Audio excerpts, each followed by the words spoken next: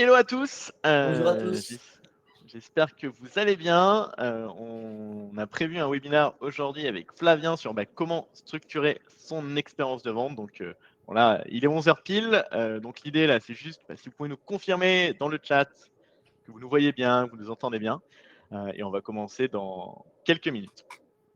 Alors je regarde juste, j'ouvre la fenêtre chat. En attendant, on va se présenter tous les deux. Donc, pour ma part, moi, je suis Kevin, donc je suis un des BDR managers de GetAccept, et donc je m'occupe de gérer la partie identification des opportunités business, surtout sur la partie prospection. Et du coup, on va parler de ces deux sujets avec Flavien, mais je te laisse, Flavien, te présenter et peut-être introduire aussi Faro. Ouais, merci beaucoup Kevin. Du coup, moi je suis Flavien, du coup je suis lead growth chez Faro, je m'occupe de toute la partie marketing acquisition. Faro, on a un outil qui permet très facilement de créer des campagnes de prospection, de segmenter et de cibler ses prospects. Et du coup, on va vous parler avec Kevin sur tout le cycle de vente de A à Z, comment créer des listes de prospects hyper qualifiés et ensuite comment aller dans le cycle de vente pour les closer.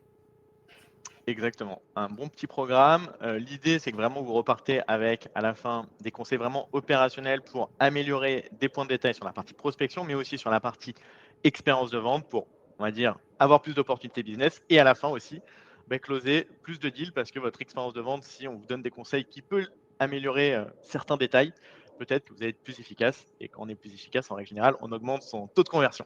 Ce que je vous propose, c'est qu'on va basculer. On a préparé un petit support qui permet d'introduire le sujet.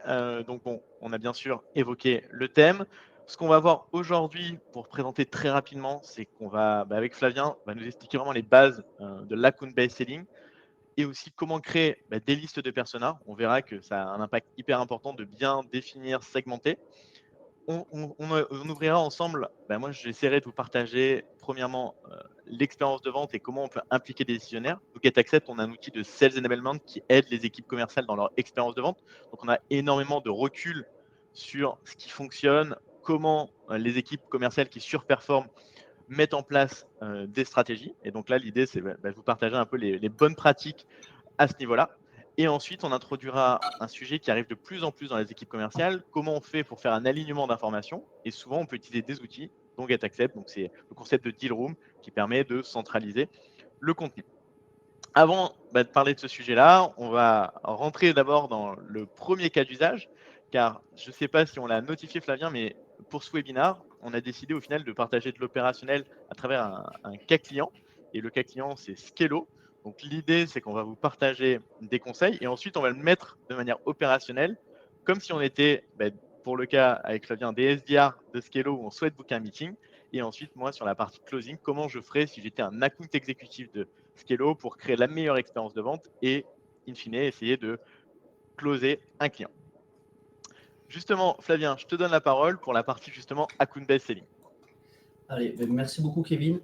Donc pour commencer, comme l'a si bien dit Kevin, avant toute base de prospection, il faut pouvoir cibler du coup ses prospects de manière ultra efficace. La première chose, du coup, pour segmenter et créer des campagnes efficaces, on va déjà aller un peu sur les bases. Il y a encore beaucoup trop de croyances un peu dans la segmentation, dans la prospection. L'erreur classique, c'est de croire qu'en faisant de la prospection de masse, on va obtenir plus de leads et plus de conversions. Voilà. Il y a encore des personnes qui ont un marché de 20 000, 30 000 sociétés. Ils se disent, je vais tous les contacter en un seul mois. On va aller taper les décideurs et comme ça, on aura plein de prospects pour toute l'année. Malheureusement, ça ne fonctionne pas du tout. On l'a vu, on a vu passer énormément de clients, énormément de campagnes différentes sur Faro. On voit qu'au-delà de 200 personnes dans une audience, sur une campagne notamment de cold emailing, le taux de conversion est chute directement. J'insiste vraiment sur ce point-là. Plus l'audience est gros, plus ça convertit, c'est totalement faux. Il faut vraiment ultra personnaliser et ultra cibler pour avoir des résultats. Tout simplement, si vous travaillez sur une audience qui ne va pas être assez segmentée, on va travailler sur un copywriting qui va être générique. Tout simplement, on ne peut pas répondre à une problématique sur une audience qui est super large. Vous aurez plein de tailles de sociétés différentes, ils auront plein de pays différentes et on ne va pas vraiment rentrer, en fait, raisonner dans la tête de notre prospect. Résultat, vous allez faire des campagnes et un copywriting qui va être très très générique et vous n'aurez pas de conversion. C'est pour ça que l'ultra ciblage et l'ultra segmentation est super important pour avoir des vrais résultats dès ces campagnes de cold emailing. Hop. Alors, important, une fois du coup qu'on a parlé segmentation, il faut se connaître les canaux d'acquisition qui sont les plus performants sur notre cible. Il y a plein de canaux d'acquisition différents qui existent actuellement. Les plus connus vont être tout ce qui va être cold call, cold emailing, LinkedIn ou multicanal. On va pouvoir combiner du coup ces différents canaux d'acquisition. Après, bien entendu, on peut aussi parler des canaux d'acquisition un peu plus anciens, terrain, envoi de public postage qui fonctionnent encore, mais on va plutôt travailler sur la digitalisation qui nous permet un peu de passer à l'échelle. Du coup, il est vraiment très important de connaître l'acquisition qui vont performer sur votre cible. Suivant vos ICP, vos personas, il y aura des canaux qui seront plus adaptés et pour lesquels vous aurez beaucoup plus de résultats. Un exemple très simple pour être dans le concret, vous ciblez les sociétés qui sont spécialisées en transport de palettes. Vous pouvez envoyer des messages LinkedIn ou des calls emailing. Je ne suis pas sûr que vous aurez beaucoup de retours. Le cold call sera sûrement à privilégier pour une cible comme ceci, même s'il faut toujours tester et itérer pour être sûr et valider ses hypothèses. Un autre exemple, vous allez cibler du coup les DRH de start-up. Le cold call est souvent très peu apprécié chez les DRH. Il faudra plutôt travailler sur du multicanal. Ça, c'est vraiment très important de très bien connaître sa cible pour déjà choisir du coup, les canaux d'acquisition qui fonctionnent le mieux. Mais c'est en plus, ouais, bah, moi pour rebondir, c'est vrai que nous, on remarque ça chez GetAccept, c'est que selon justement la cible qu'on va adresser, il y a des choses qui vont très bien fonctionner avec, je sais pas, un canal LinkedIn sur une cible bien définie de Head of Sales dans, on va dire, l'univers de la startup, VS peut-être des acteurs qui sont plus des directeurs commerciaux dans l'industrie qui peuvent aussi utiliser GetAccept, où là, par exemple, le téléphone fonctionnera beaucoup mieux. Donc aussi, on peut se dire que dans une entreprise, quand on fait de la prospection, et ça peut être le cas directement, on verra avec Skello, c'est qu'on peut peut-être avoir différents leviers parce qu'il y a différentes verticales où un canal fonctionne très bien. Et sur une autre cible, même pour un produit similaire, on peut avoir d'autres résultats. Donc l'idée aussi, je pense que c'est vraiment de bien A/B tester et de se noter, ah bah tiens, ce canal fonctionne bien pour cette cible-là, mais ce n'est pas une vérité. Donc n'hésitez pas à quand même toujours A/B tester et essayer tous les canaux selon la cible que vous adressez, parce qu'elle peut être clairement très différente aussi sur un produit qui n'est pas adressé uniquement à, on va dire, à une cible très restreinte. Mais bon, là, l'exemple que tu as dit au début de 20 000 personnes, si on a 20 000 sociétés, il faut forcément être hyper précis dans la segmentation. Tout à fait. Et après, du coup, on va pouvoir savoir, comme le dit Kevin, quels sont les canaux qui fonctionnent le mieux, parce qu'on peut le voir sur les résultats, mais il est très important d'avoir un peu plus de hauteur là-dessus et de connaître vraiment les canaux plus performants en créant notamment des dashboards de suivi. Un exemple, pour le cold emailing, il est très important d'avoir des dashboards précis où on va pouvoir suivre nos taux d'ouverture, nos taux de réponse, nos taux de clics. Pour le cold call, il faut qu'on connaisse nos taux de réponse au niveau du call, le nombre de rendez-vous générés. C'est vraiment, ça va vous permettre d'avoir une vue micro et macro sur vos KPI. Et ça, c'est vraiment ce qui va pouvoir vous déterminer dans le factuel, au niveau de la data, quels sont les canaux les plus performants sur chaque cible. Une fois que vous avez créé des dashboards, c'est très important du coup de les utiliser et d'analyser les KPI pour connaître les meilleurs canaux et les optimiser. Un exemple très simple, vous suivez très régulièrement votre taux d'ouverture, vous voyez qu'il y a un problème au niveau de votre taux d'ouverture, il n'est pas très bon, il peut y avoir plein de causes différentes. Ça peut être une mauvaise segmentation, vous n'avez pas bien segmenté votre liste de prospects, ça peut être votre configuration des emails qui n'est pas bonne, ça peut être le canal qui n'est pas adapté à votre cible, ce n'est pas un canal où votre cible va répondre et du coup vous n'avez pas d'ouverture dessus, ou alors un mauvais objet, si l'objet n'est pas bon, mais vous n'avez pas d'ouverture. Et pour ça, c'est pour ça que c'est très important de suivre et d'AB tester. Une fois que vous avez vu qu'il y a un canal, du coup, un KPI qui ne fonctionne pas, comme le taux d'ouverture, vous avez plusieurs causes possibles. Et là, il va falloir AB tester, procéder par élimination pour savoir quelle est la cause de ce problème et le résoudre. C'est très important quand on fait de l'AB test, quand on va chercher à améliorer nos campagnes ou nos canaux d'acquisition. Dès qu'on fait un test, c'est un test par campagne. Si je veux changer du coup l'objet, je vais juste changer l'objet et regarder si ça fonctionne ou pas. Si je veux changer du coup ma segmentation, je vais changer la segmentation et regarder si ça fonctionne ou pas. Jamais tester 2 ou 3 choses par campagne, sinon on ne peut pas savoir ce qui fonctionne réellement parce que ça peut être des causes multiples. Et une fois du coup qu'on en a vraiment fait ce travail-là, qu'on a repéré un KPI qui est en mauvaise posture, qui n'a pas de résultat escompté, qu'on a ABTC, qu'on a réussi à l'améliorer, il faut itérer pour pouvoir accélérer et continuer du coup à s'améliorer là-dessus.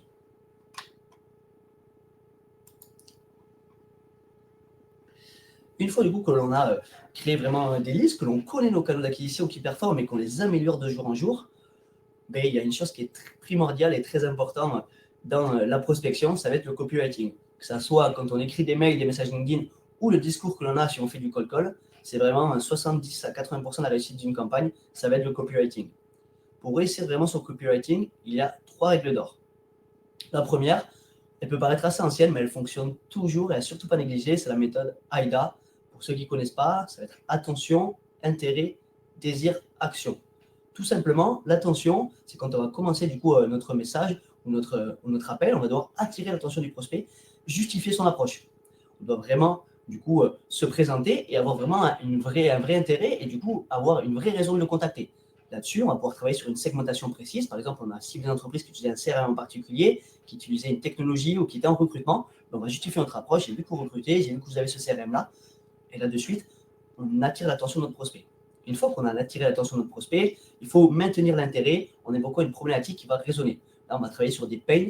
Du coup, pareil, on est en une liste qui soit très segmentée et très ciblée. On va pouvoir repérer des pains qui sont dans une industrie précise, dans des entreprises qui ont des caractéristiques précises. Ensuite, une fois qu'on a attiré son attention, parce que c'est une problématique qui va résonner chez votre prospect, il va falloir apporter le désir. Donc là, parler très rapidement de votre produit ou de votre service qui va pouvoir être une solution à cette problématique-là. Et ensuite, action, tout simplement, proposer un call to action, proposer un échange, proposer 5 minutes pour en parler ou lui présenter votre solution. C'est très simple et efficace, mais c'est ce qui fonctionne toujours si on respecte du coup ces 4 règles-là et notamment ce framework AIDA. Ouais, Une en fois. plus, franchement. Ouais, pardon. Ouais, non, en fait, Pardon, non, c'est vas-y, sûr Kevin. que. Ouais, non, mais en vrai, c'est vrai que les frameworks de copywriting, souvent, on le limite au cold emailing. C'est-à-dire, on se dit, bah, tiens, on va faire des séquences, on va essayer de réfléchir à un format de mail.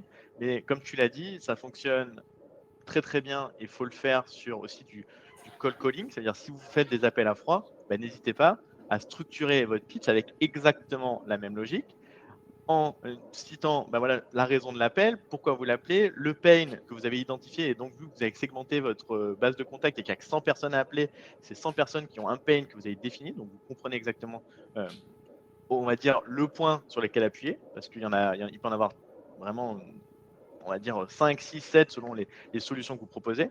Et ensuite, bah, toute la partie solution et bien sûr action. Et après, d'adapter selon le canal, bah, bien sûr, voilà, on ne va pas avoir le même message sur LinkedIn que par mail. Et pareil au téléphone, le pitch ne va pas avoir la même durée. On va avoir peut-être plus 30-35 secondes pour parler au téléphone. Donc, en règle générale, le nombre de caractères augmente un peu plus que sur un mail qui doit quand même rester assez court. Ouais, tout à fait. C'est vraiment hyper important, comme l'a dit Kevin, de s'adapter sur le canal d'acquisition qu'on va utiliser. Une fois qu'on a respecté des frameworks du coup, de base comme AIDA, il va falloir personnaliser. C'est très important d'avoir de l'hyper-personnalisation. Nos personas et les prospects sont de plus en plus sollicités. On reçoit tous de nombreux mails, de nombreux messages LinkedIn chaque jour. Donc, il faut vraiment ultra personnaliser. Quand je parle de personnalisation, je ne parle pas de first name et company name. Il faut aller vraiment plus loin que ça. Ça, c'est vraiment la base des bases. Il faut vraiment personnaliser en fonction d'une segmentation précise, en fonction d'une technologie qu'ils utilisent, en fonction d'une industrie très précise, et de travailler sur un pain très précis. C'est vraiment ça qui va faire la différence. Pour remettre aussi un petit point, il y a des personnes qui me disent, moi je personnalise, je fais des icebreakers pour chaque personne, je regarde leur actualité. Ça peut être très intéressant de faire un icebreaker. Après, un icebreaker, j'ai vu que ça fait 5 ans que vous êtes chez Skello, c'est super, félicitations. Ça ne fonctionne pas spécialement. Vous allez faire mousser la personne, mais il va peut-être vous répondre par gentillesse, mais ce n'est pas pour ça qu'il va être intéressé par votre service. Il vaut mieux avoir une vraie personnalisation en fonction d'une pain, en fonction de quelque chose qu'on a repéré chez l'entreprise, plutôt que de perdre du temps avec des icebreakers comme ça, qui sont plus une légende qui fonctionne vraiment sur la conversion notamment. Réduire aussi au maximum le caractère de l'email. Plus l'email est long, moins vous aurez de retour. La plupart des prospects sont très occupés. Personne n'aime lire un email de 300 lignes. Il faut vraiment essayer de réduire au maximum, et on le reçoit tous, un email dès qu'il dépasse C'est les. dur, c'est dur. Ouais, Faut on lutter contre décroche. soi-même sur ça. On décroche, on le lit rapidement, et puis on dit allez stop à la poubelle, ou alors je verrai plus tard, et on n'y retourne jamais. Il faut vraiment retirer toutes les tournures de phrases, les expressions inutiles, essayer d'être le plus concis précis et d'avoir l'email le plus précis possible. Troisième point, mais qui est primordial aussi, c'est apporter de la valeur tout le temps sur vos emails. Sur les emails, surtout si on fait des séquences de 2, 3, 4 emails, dès le deuxième email, il faut réussir à apporter un maximum de valeur. Il faut donner vraiment sans attendre au retour. Vous allez vraiment vous placer en expert dans votre verticale, dans la tête de votre prospect. Et même si jamais il ne vous répond pas de suite, il gardera dans un coin de votre tête votre solution ou votre service. Il repensera à vous au moment voulu. Si vous apportez vraiment de la valeur et du contenu à votre prospect, ça payera toujours à court ou à moyen terme. Bon, je crois qu'on rentre dans le vif du sujet. On rentre sur notre Yes. cas d'usage où on va essayer de décrocher un meeting pour Skello. Exactement. Du coup, on avait fait un petit sondage sur LinkedIn avec Kevin et c'est le cas de Skello qui est ressorti. Du coup, Skello, pour ceux qui ne connaissent pas, c'est une solution de RH qui va permettre de planifier du coup, le quotidien et les succès des équipes, en gros de gestion de planning et de personnel, notamment en ligne. Il va s'adresser à pas mal d'industries, une cible assez variée. Ça peut être du retail, ça peut être des établissements de santé, ça peut être des hôtels, des restaurants, toutes les entreprises qui ont pas mal de salariés et qui ont pas mal du coup de gestion de planning et des agendas à faire. au niveau de leur persona, on va avoir des DRH et des RRH, ou alors des gérants pour les entités un peu plus petites. C'est souvent eux qui s'occupent directement de la gestion des employés et des plannings. Et on a repéré aussi avec Kevin des signaux d'affaires qui vont être très intéressants pour contacter ces prospects-là en étant SDR chez Scalo. Ça va être les recrutements ou la croissance ou la forte croissance. Les entreprises qui recrutent, ils ont encore des problématiques de personnel et des problématiques qui vont s'installer surtout à court terme parce qu'il y a des nouvelles personnes qui arrivent. Il va falloir ajuster en permanence les plannings. Et pareil, une entreprise en forte croissance, très souvent, elle a aussi des recrutements en cours et elle a aussi du coup une gestion des plannings et des employés qui est très touchy et du coup ils ont souvent besoin d'aide là-dessus. Alors, on va rentrer dans le vif du sujet. Je vais partager mon écran et vous montrer comment on peut créer très facilement une liste de prospects pour Scalo. On va aller chercher du DRH.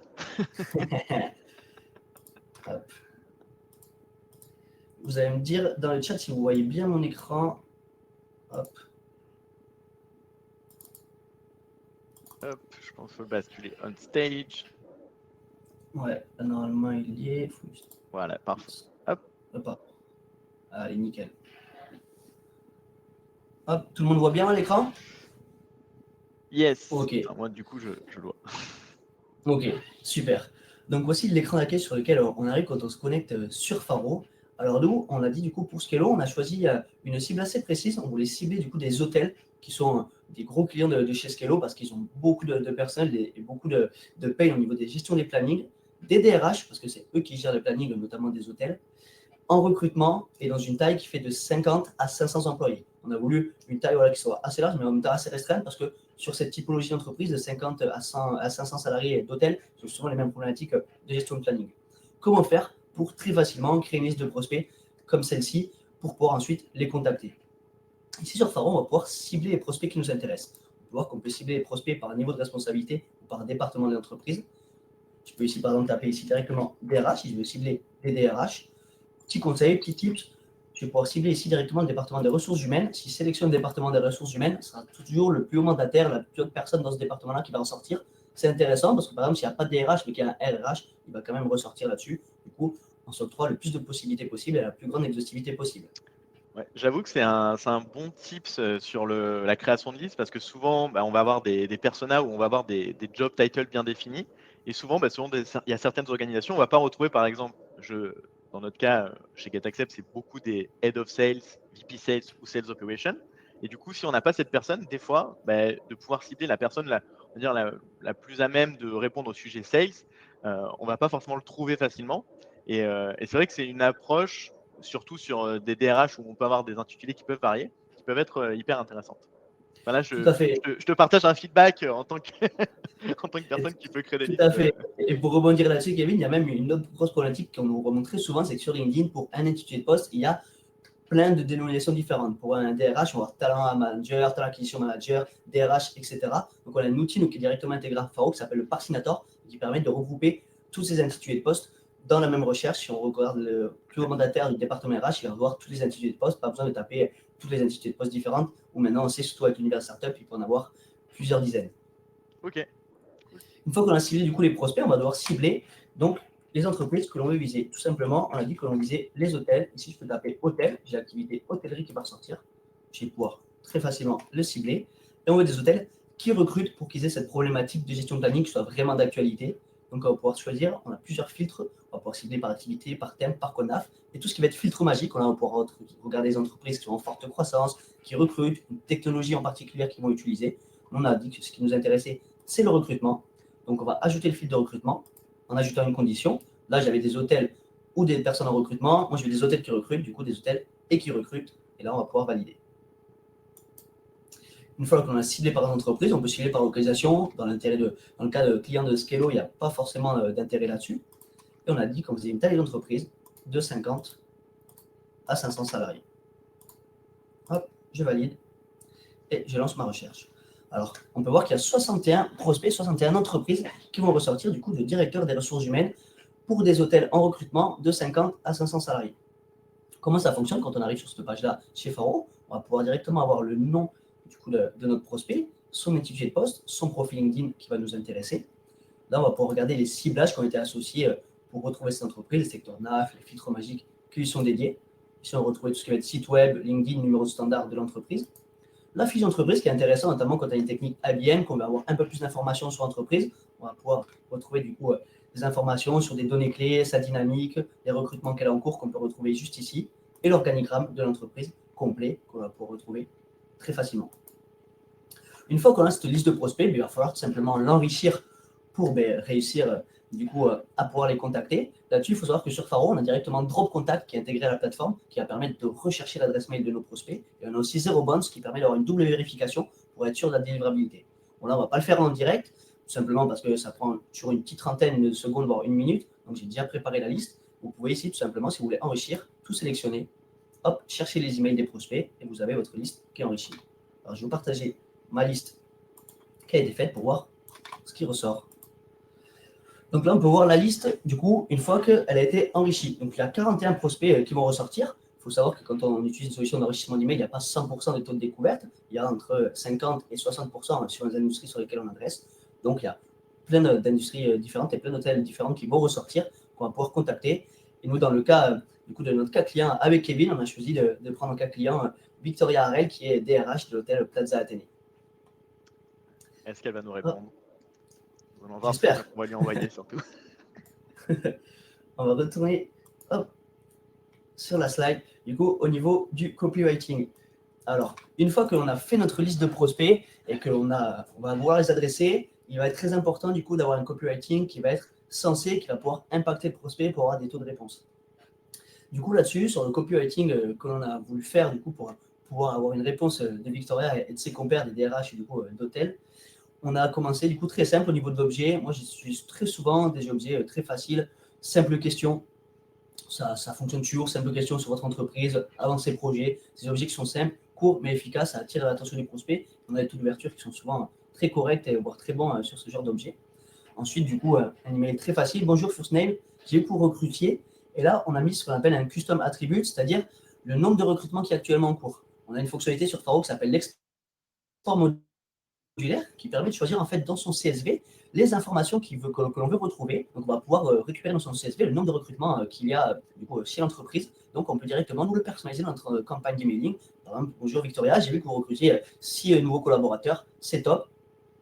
On va travailler du coup ensuite sur l'intérêt. Petite question, comment faites-vous pour gérer les plannings de vos équipes avec les coupures, les rotations, etc. Ça ne va pas être simple.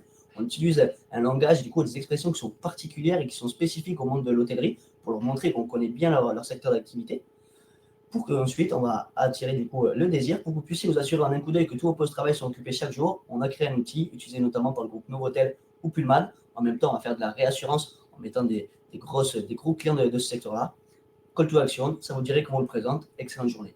Simple, efficace. Voilà, c'est un mail très facile, mais une personnalisation qui est précise. On va travailler sur un pain qui est précis. Ils voient qu'on s'intéresse à l'entreprise. Du coup, normalement, avec un mail comme ça, on a des grandes chances que Victoria nous réponde. En tout cas, on l'espère. Ça fait plus naturel, Alix, d'avoir une petite coquille sur le bonjour. C'est ça, c'est la stratégie. Mais après, Exactement. après, Gâcher la il y a une personnalisation. question de Vincent qui est intéressante, c'est 41 DRH sur toute la France avec 2 filtres S suffisants. Ben, je pense que c'est un peu ce que tu as dit, Flavien, pour rebondir, c'est que là, justement, on essaye de faire un peu de l'ultra-segmentation pour voir déjà si une cible de, ce que tu as dit, 61, on était à peu près à 65 DRH sur une cible d'hôtel bien précise, en croissance avec du recrutement. Et du coup, on a cette séquence qui leur est dédiée. Et l'idée, c'est pas justement, après, bien sûr, il peut y avoir des. Enfin, dans la logique je pense qu'on a partagé avec Flavien, c'est qu'après, vous segmentez, vous dupliquez, mais vous adaptez, on va dire, au fur et à mesure. Et l'idée, bien sûr, c'est après de scaler et d'avoir, dès que vous avez des nouveaux contacts qui arrivent dans on va dire, dans ce segment-là, vous avez une séquence qui fonctionne bien et vous pouvez adresser un message hyper personnalisé. Tout à fait. Et pour rebondir en plus là-dessus, il y a 41 DRH parce qu'on a affiché un prospect par entreprise. Après, il faut savoir Ah que oui, dans exact. les établissements comme le Plaza Athénée, le service RH, il y a une dizaine voire une quinzaine de personnes. Du coup, si vous voulez vraiment cibler, en fonction des entreprises, on aurait pu le regarder là, il devrait y avoir entre 200 et 300 prospects du service RH qui vont ressortir. Là, c'était vraiment les plus hauts mandataires de chaque entreprise. Ok. Il y avait une question. On va essayer aussi, c'est hyper interactif les webinaires. On va essayer bien sûr de partager, mais même de répondre aux questions. On passera aussi du temps à la fin si vous voulez continuer à échanger. Il y avait une question de Romain. Là, c'est plus sur de l'opérationnel, mais on peut y répondre maintenant et après on basculera sur la partie on va essayer de closer Victoria, donc je te laisse peut-être répondre, Flavien. C'est possible de le Ouais, faire dans Faro? ouais, tout à fait. On a des intégrations avec des CRM, notamment HubSpot et PubRel qui arrivent très bientôt, qui permet d'intégrer à Faro et vous allez pouvoir retrouver dans Faro tous vos prospects qui sont déjà dans HubSpot pour les écarter si vous souhaitez ne pas les recibler. Et dessus, très facilement, du coup, faire une liste de prospects en fonction de ce que vous avez déjà dans votre CRM. Top. Du coup, est-ce qu'on bascule pour essayer de closer Victoria? Allez, Allez, c'est parti. Du coup, ce que je vous propose, c'est que justement, on va parler maintenant de l'expérience de vente. L'objectif de ce message, c'est de retenir l'attention et d'avoir un appel à l'action clair pour lancer un échange et avoir un premier rendez-vous. Et moi, justement, je voulais vous parler de l'expérience de vente, de la phase de découverte jusqu'à la phase de closing et faire, avant de commencer, un état des lieux de la vente B2B sur l'année 2023. Premier sujet hyper important, c'est le nombre de décisionnaires sur on va dire un contrat ou une opportunité dans le B2B qui a fortement augmenté. Aujourd'hui, quand il y a une prise de décision, et typiquement une prise de décision pour un outil comme Scalo, il va avoir différentes parties prenantes. En règle générale, on va avoir entre 5 et 10 personnes qui peuvent être impliquées dans, on va dire, un deal. Donc ça peut être des fois juste la personne qui va signer, mais ça peut être aussi un utilisateur potentiel de la solution et encore un champion, c'est-à-dire la personne qui considère que la solution peut apporter de la valeur à l'entreprise. Un autre sujet hyper important, c'est qu'aujourd'hui, les commerciaux, ils passent au final un tiers de leur temps à être vraiment sur une phase de vente. Alors après, j'aime pas forcément ce terme, mais qui sont en phase de rendez-vous, en phase de discussion commerciale avec leurs clients, enfin leurs prospects. Et du coup, comment on fait pour optimiser tout ce temps où ils ne sont pas en train de vendre, pour partager le meilleur contenu, offrir la meilleure valeur, la meilleure expérience de vente? On va voir qu'il y a différentes techniques qui peuvent se mettre en place. Et un autre sujet qui est quand même assez triste, c'est qu'aujourd'hui, il y a une personne sur 10 qui pense vraiment qu'un vendeur peut comprendre ses besoins, comprendre les besoins du client potentiel. Et du coup, comment on peut lutter contre ça? C'est justement, ça commence même dans la phase de prospection. C'est-à-dire que quand on adresse un message très bien défini avec un sujet qui va être récurrent chez un DRH d'une entreprise en croissance qui recrute 15 collaborateurs, déjà, on a fait une partie du chemin et on verra qu'on peut la compléter sur le cycle de vente et comment on peut le faire. Du coup, pour voilà, fixer un peu le cadre, ça, c'est le premier sujet. Deuxième sujet, c'est qu'aujourd'hui, euh, sur justement l'expérience de vente en tant que telle, ça veut dire les différents rendez-vous que vous pouvez avoir, et là, je vais prendre la peau d'un compte exécutif de Scalo, c'est que voilà, il y a 77% des acheteurs qui jugent complexe le processus d'achat. Du coup, un process complexe où le partage d'informations est asynchrone, où on a des difficultés à au final cerner si la solution peut répondre à nos besoins, ben, nous, notre objectif en tant que sales, ça va être justement de supprimer ces points de friction et de rendre au final le cycle de vente et le processus d'achat le plus efficace possible et le plus clair possible. Du coup, avant de rentrer dans le vif du sujet, nous, chez GetAccept, on propose une solution de deal room. Donc, ça permet de centraliser l'ensemble des différents sujets qu'on va pouvoir aborder avec un prospect. Et l'idée, c'est de sortir un petit peu, on va dire, du mode classique où on en change des PDF, beaucoup de mails à différentes personnes. Là, on va voir, au final, il y a 6 voire 10 personnes qui vont être impliquées. Et l'idée, c'est de tout centraliser dans une deal room. Et je vous montrerai un exemple juste après. Pour introduire justement on va dire les 3 éléments qui peuvent faire sens pour. Alors, les études, je vous enverrai le slide. Il y a les petites nota bene qui sont notées sur les études. C'est géré par l'équipe marketing. Mais en règle générale, c'est des études extrêmement sérieuses. Donc, on pourra vous-même rediriger sur les articles qui sont plus en détail sur tout ça. Mais avec plaisir, Amandine, pour vous partager le contenu. Un autre sujet maintenant sur, au final, comment mettre en place une bonne stratégie, une bonne expérience de vente. Ça commence dès le premier rendez-vous. Et du coup, sincèrement, la première impression est souvent celle qui va rester. Du coup, les conseils à vous partager, premièrement, il y a un sujet qui est vital quand on prépare un rendez-vous. Déjà, de bien identifier et de bien consulter. Et je crois qu'on peut le faire d'ailleurs sur Faro, sur la fiche entreprise, sur au final, on va dire, l'environnement de l'entreprise pour arriver au final, durant un rendez-vous, à être hyper challengeant.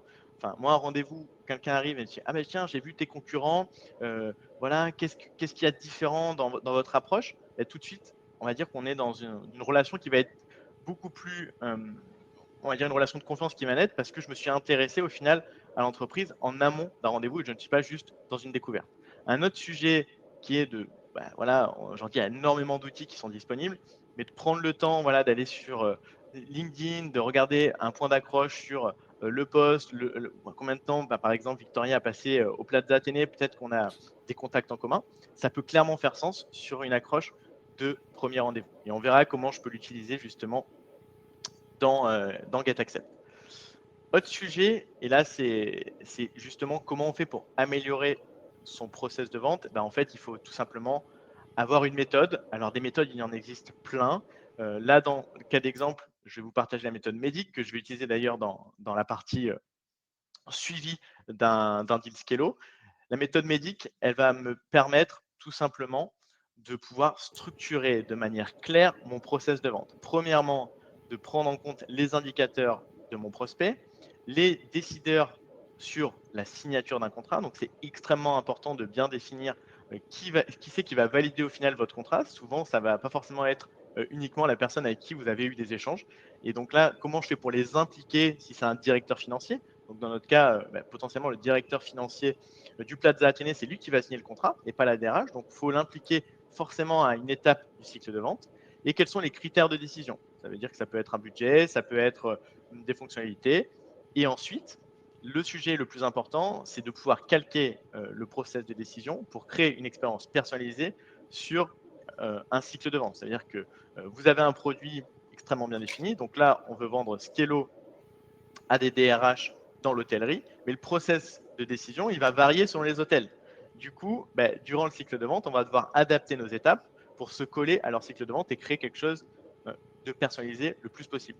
Et bien sûr, d'identifier les pains. Parce que là, nous, on a l'expérience en tant que voilà, des clients existants de Skello, de savoir les pains existants, mais il faut toujours creuser durant les rendez-vous, savoir quels sont les vrais pains. Et le dernier point, c'est d'identifier notre champion. Tout ça, cette méthodologie, vous allez pouvoir la nourrir au fil des rendez-vous, mais l'objectif, c'est qu'un premier rendez-vous, ça va être de pouvoir valider un maximum de points pour être le plus efficace. Ensuite, sur le suivi, on a vu qu'au final, il n'y a qu'un tiers du temps où les commerciaux vont vendre. Du coup, ça, c'est vraiment la base pour travailler. Et deuxième sujet, et ça, c'est vraiment un travail de collaboration et pour créer de la transparence avec les prospects, c'est d'avoir un plan d'action mutuel où à l'intérieur, on va partager les différentes étapes du processus de vente dans un espace dédié. Qu'est-ce que ça va permettre? D'aligner justement le niveau d'information. C'est que quand on va avoir un premier rendez-vous, après, il va y avoir 5-6 personnes qui vont rentrer dans la discussion commerciale. Et du coup, comment on fait pour faire un alignement d'informations et que tout le monde ait le même niveau d'information? Gestion du temps, d'être plus efficace sur le suivi et une communication qui est beaucoup plus transparente. Quand on partage un plan d'action mutuel, on sait exactement où on va, quelle étape on doit faire avant de passer à la suivante. Et du coup, ça permet aussi d'offrir de la transparence à nos prospects, où ils savent exactement où on va et où on en est dans le cycle de vente. Et cette structure, et quand on a une bonne méthodologie, en règle générale, quand c'est bien mis en place, qu'on a fait de la BTS, qu'on a analysé ce qui fonctionne bien, on a une accélération significative du temps passé pour le cycle de vente. Et en règle générale, on essaie de le raccourcir au minimum pour créer quelque chose de beaucoup plus simple et fluide pour le prospect. Du coup, en partageant ces conseils, maintenant, on va rentrer un peu dans, dans le vif du sujet, Flavien.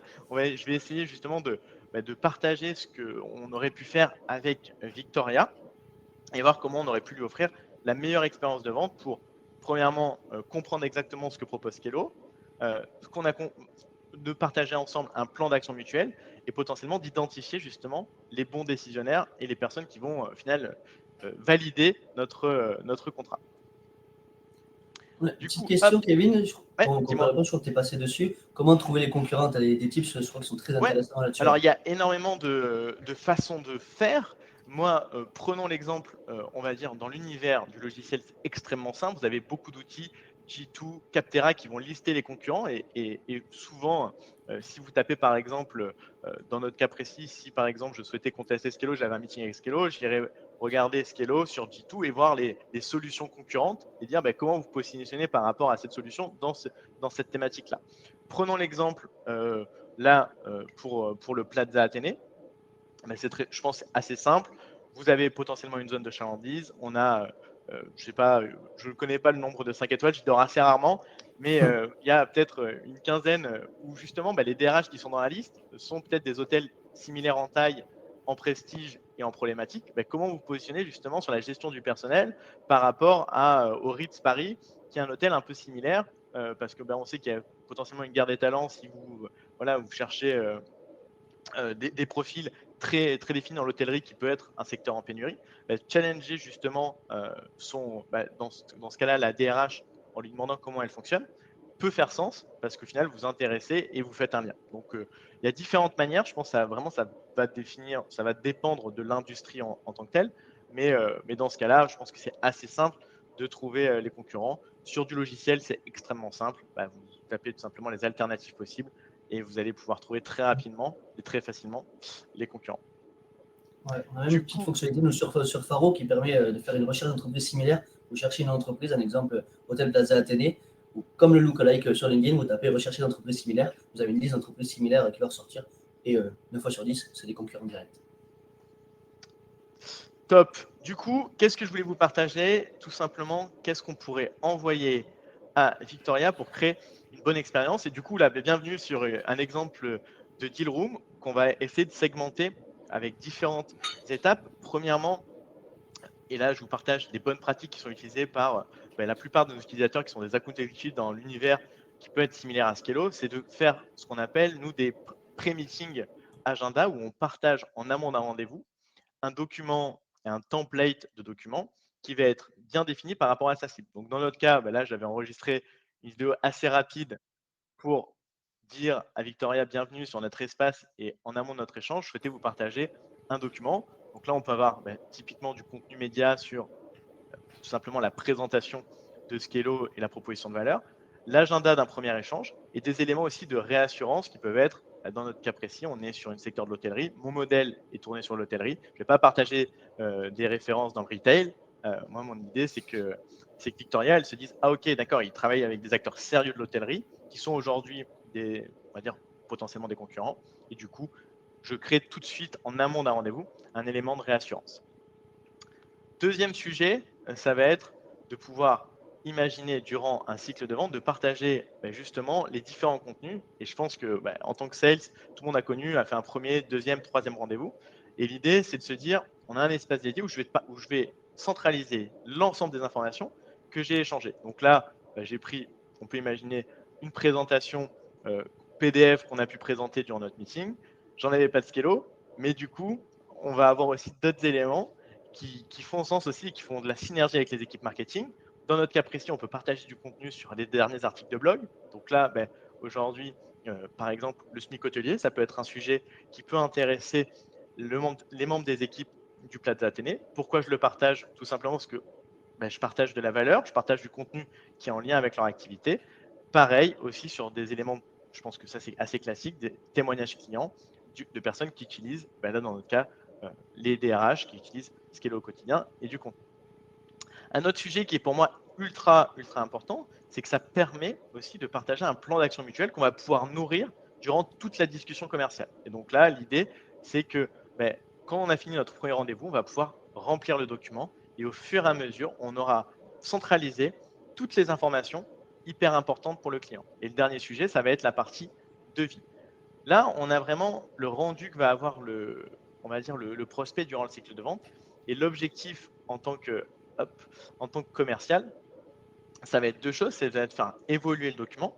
Et moi, surtout, je vais avoir dans cet espace-là des notes qui vont m'être dédiées sur le deal, sur ah ben tiens, je me suis fait mes notes médiques, je sais où j'en suis sur mon opportunité. Je peux le remplir aussi et le synchroniser avec le CRM. Et surtout, comme je vous ai dit, on va avoir, hop, je me suis déconnecté, on va avoir différentes personnes qui vont consulter le document. Comme on vous a dit, là, le document il peut être partagé. Donc là, il y a Victoria qui l'a vu. Bon, là, dans le cas précis, c'est un document thèse, donc moi, je l'ai vu plusieurs fois. Mais ça peut être typiquement le directeur financier à qui on a partagé le document, potentiellement l'assistante de la RH. Et du coup, on va avoir aussi un mapping de compte, comme on aura un mapping en amont d'une discussion commerciale sur de la prospection, pour savoir exactement qui consulte le document. Donc ça, c'est vraiment cette logique-là qui va aider des commerciaux à être plus efficaces. Le plan d'action mutuelle, il peut être sur une deal room, il peut être ailleurs, et aussi une structure une méthodologie. Et donc là, dans notre cas, on vous a partagé celle que nous, on utilise au quotidien, qui est la méthode MEDDIC. Du coup, je vais arrêter le partage. Il y a eu peut-être quelques questions. Hop. Et du coup, attends, je vais nous rebasculer tous les deux. Et on avait le support. Du coup, c'est tout ce qu'on avait prévu. On avait l'objectif de tenir 40 minutes et d'avoir 10-15 minutes de questions-réponses. Donc, déjà, merci de nous avoir écoutés. Et je crois que Flavien, tu voulais aussi partager pour ceux qui voulaient justement utiliser Faro. Ouais, tout à fait. Nous, il y a plusieurs choses qu'on va vous partager du coup pour tous les participants et les inscrits à ce webinaire. Déjà, vous aurez le droit, je vous enverrai le lien à 15 jours d'essai si vous voulez tester Faro et créer des listes de prospects avec. Et en même temps, on a aussi un petit document pour ceux qui font notamment du cold emailing qui permet de très facilement de rentrer les taux et les performances des campagnes, d'avoir des dashboards de suivi qui se créent en temps direct, qui permet d'avoir un premier dashboard pour pouvoir tester ces campagnes et les suivre très facilement, qu'on partagera aussi pour que vous puissiez l'utiliser pour essayer d'être le plus performant possible dans toute la partie acquisition prospection. Top. Et du coup, écoutez, déjà, merci à tous d'être venus. On était à un peu plus de 100 à un moment en live, donc ça, c'est vraiment, vraiment cool. Si vous avez des questions, justement, là, on a du temps. On a 10-15 minutes. Franchement, avec plaisir pour répondre aux questions et peut-être essayer de vous donner des conseils d'expérience en tant que sales. C'est toujours bon à prendre. Je crois que je vais essayer je vais essayer justement de partager les questions Ouais, directement depuis ça c'est magnifique ça. l'environnement. Donc merci à tous. Pour ceux qui le souhaitent, le support, si vous souhaitez avoir des meetings, n'hésitez pas. Et je crois que on avait. Attends, je regarde juste. J'ai pas mon lien d'agenda, mais n'hésitez pas, nous envoyer un petit mail. C'est assez simple de nous retrouver avec plaisir pour échanger. On va prendre un peu de temps, si tu veux, Flavien, pour répondre aux différentes questions s'il y en Ouais, a. Alors, du coup, est-il possible de capter le contenu d'un client à un autre pour éviter de recréer à chaque fois? Exactement, Lucie. L'idée vraiment, je pense que c'est comme le contenu, que ce soit sur des pitchs commerciaux, en prospection et en emailing, et en copywriting, c'est que souvent, là, prenons l'exemple de Skello, on va avoir 6-7 verticales. L'idée, c'est d'avoir des templates, on va dire, par industrie. Et en fait, uniquement à chaque fois de repartir de la même base pour commencer son travail. Et en fait, ça permet tout simplement aux commerciaux de gagner énormément de temps. Ça veut dire qu'il a juste actionné un template avec le contenu.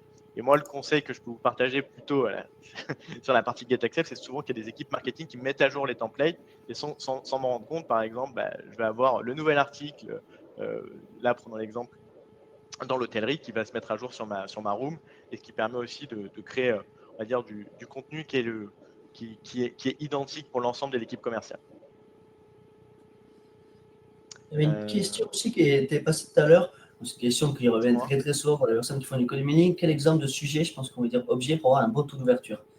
Voilà, il n'y a Ouais. pas vraiment d'exemple précis, hein, c'est vraiment des règles de base, être court et concis là-dessus. Comme je dis, des questions rapides, simples questions avec le company name, ça marche très très bien. Ou alors des questions plus précises, par exemple, vous pouvez, sur le cadre par exemple, de Scalon, on aurait pu marquer recrutement hôtel, ou alors elle utilise un CRM, question sur HubSpot, parce que la personne utilise HubSpot.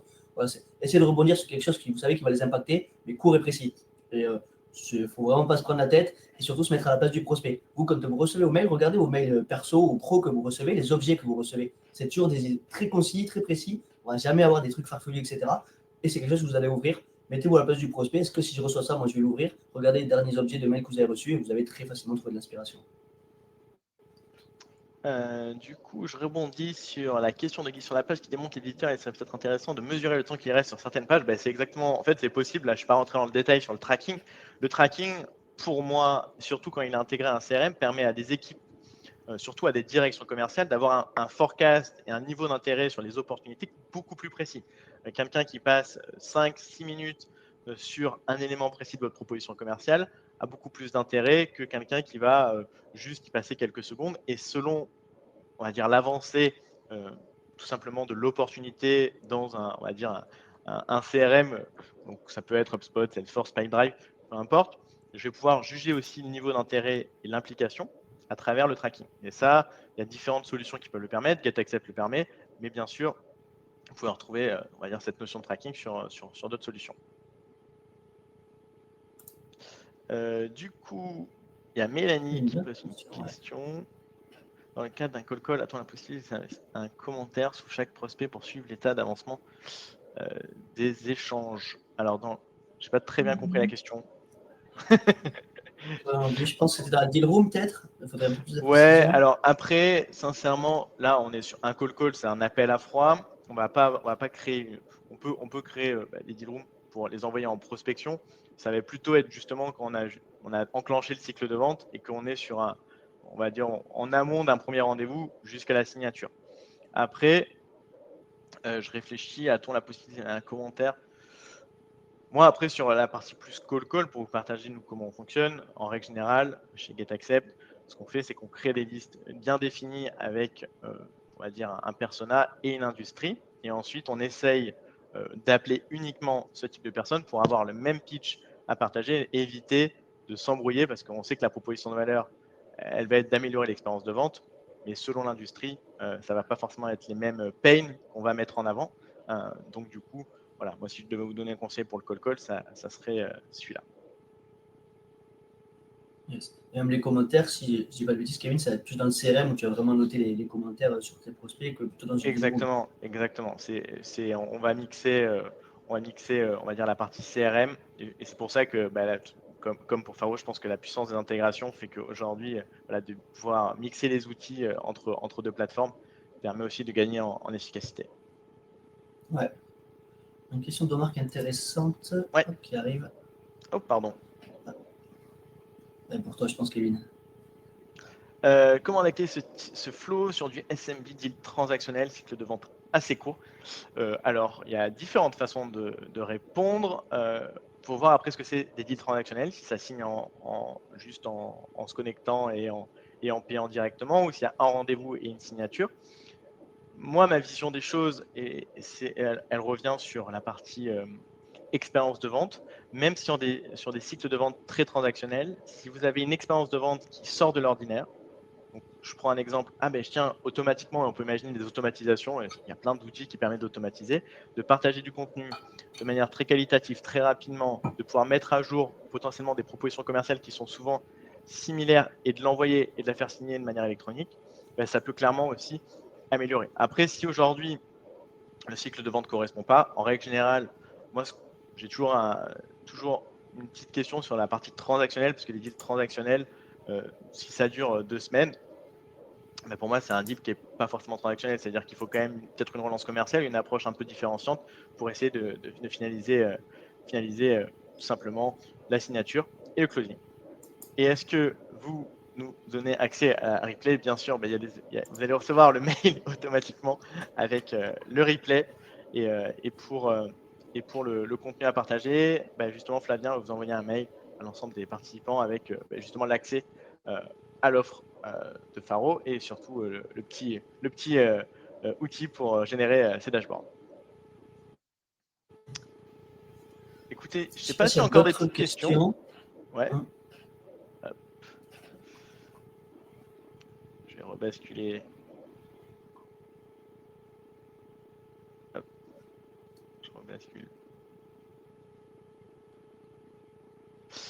Écoutez, s'il n'y a pas d'autres questions, on va, je pense, clôturer le webinar. Déjà, merci Flavien d'être venu en co-host sur un webinar GetAccept. Toujours un plaisir de pouvoir partager ça avec des outils justement qui aident les équipes commerciales à être plus efficaces. Tiens, il y a une petite question pour toi avant de, avant de Ah, partir. tout à fait. Guy, votre BD était aussi des données en Belgique. Non, malheureusement, Guy, pour l'instant, nous avons uniquement des données du coup sur les entreprises françaises ou les filiales étrangères présentes en France. Ça va arriver prochainement à moyen terme la donnée européenne, mais pour l'instant, on se concentre uniquement sur la donnée française. On essaye d'être le plus fiable et le plus exhaustif possible sur cette donnée avant d'attaquer d'autres pays européens. Écoute, Du coup, je pense pour qu'on va. rebondir, c'est hyper cool hein, de ce petit live. J'espère qu'on vous a apporté le maximum de tips. N'hésitez pas à nous donner des retours par retour de mail ou sur LinkedIn à nous ajouter avec Kevin. C'est toujours hyper friand du coup de savoir peut-être les prochains sujets qui nous seraient intéressés Ouais, sur d'autres. carrément. Franchement, avec plaisir, si on peut partager, j'attaquerai la France alors. Écoutez, il y a déjà un marché important, donc si votre solution s'adapte à la France, n'hésitez pas à créer une liste hyper pertinente avec Faro et commencer à faire des séquences pour générer des premières discussions. Eh ben écoutez, il est 11h50. On a tenu le délai. Ce que je vous propose, ceux qui sont intéressés, n'hésitez pas. Et puis, on vous souhaite à tous une très bonne fin de matinée et j'espère à bientôt. À bientôt tout le monde et merci encore.